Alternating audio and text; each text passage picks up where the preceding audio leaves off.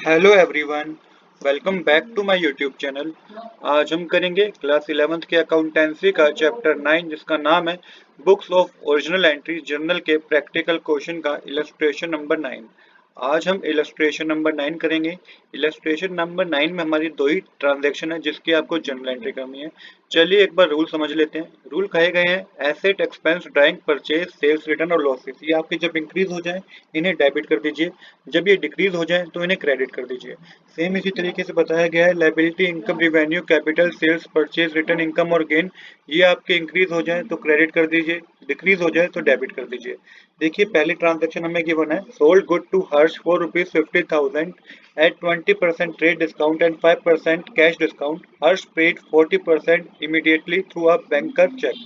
देखिए बता रखा है कि सेल हुई है बिजनेस में 50,000 रुपए की, जिसमें से 20% ट्रेड डिस्काउंट दिया गया है, 5% कैश डिस्काउंट दिया गया है। हर्ष ने उसी वक्त 40% जितना भी अमाउंट था उसका पे कर दिया है बैंक के थ्रू, मतलब कि चेक के थ्रू।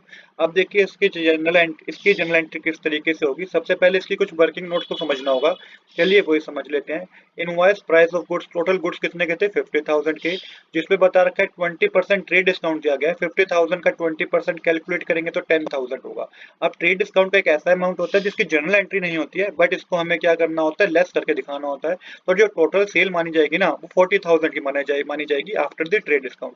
अब इस 40,000 में से 40% उसने इमीडिएटली पे कर दिया है। तो 40,000 में से 40,000 में का 40% उसने उसी वक्त पे कर दिया है। तो 40,000 का 40% कितना होता है, 16,000 का अमाउंट उसी वक्त पे कर दिया है। किसने, हर्ष ने, जिसमें हमने उसको 5% का कैश डिस्काउंट दिया है। तो इसमें से कैश डिस्काउंट जो होता है इसे डिस्काउंट अलाउ बोलते हैं। इसकी जनरल एंट्री भी होती है। 5% कितना होता है 16,000 का, तो 800 का हमने उसको डिस्काउंट दे दिया है। टोटल अमाउंट जो उसने हमें पे करा है ना वो 15,200 रुपीज का है।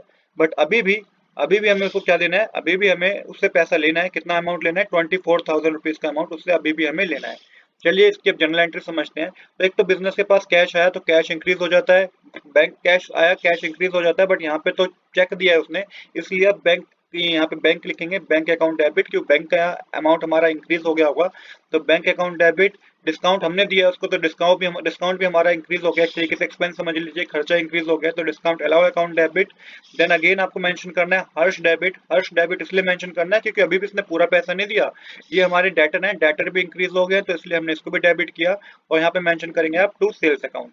अब कैश में उसने कितना रुपया दिया, चेक के थ्रू उसने कितने रुपए दिए, 15,200 जी मेंशन कर रखा है ना हमने, 15,200। डिस्काउंट हमने दिया 800 रुपीज का। टोटल जो सेल थी बिजनेस में 40,000 रुपीज की थी। तो अभी भी उसको कितने रुपए हमें और देने हैं, हर्ष को 24,000 रुपीज उसने हमें और देने हैं। आप कैलकुलेट कर सकते हैं 40,000 का 60% तो 24,000 होगा। इसकी जनरल एंट्री कीजिएगा, good sold to Harsh at the rate 20% trade discount and 5% cash discount, receive 40% payment. I hope कि पहली ट्रांजेक्शन में आपको कोई डाउट नहीं होगा। सेकंड ट्रांजेक्शन तो बहुत सिंपल है, cash receive from Ram on behalf of Shyam. Cash receive हुआ है राम से पर वो श्याम के बिहाफ पे था। तो इसकी जनरल एंट्री सिंपल ही होगी, cash account debit to Shyam आप मेंशन करेंगे। अमाउंट के कॉलम में 5,000 rupees debit side, 5,000 rupees credit side. Narration इसकी लिखेंगे, cash receive from Ram on behalf of Shyam. तो यही दो जनरल एंट्री हमें करनी थी। आज के लिए इतना ही। I hope you like this video. If you like this video please do subscribe this channel. Thanks for watching.